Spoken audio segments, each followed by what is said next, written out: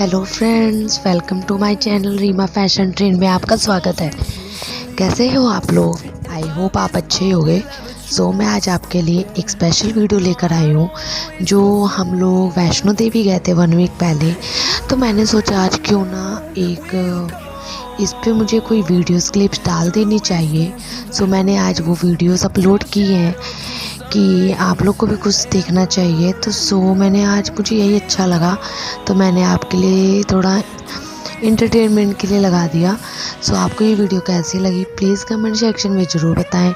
And please मेरे channel को subscribe, like and share and comment ज़रूर करें, जिससे कि मैं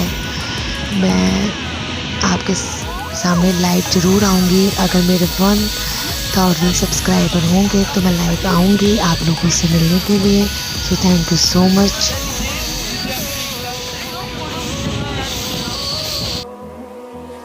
Finding life along the way, melodies we haven't played. No,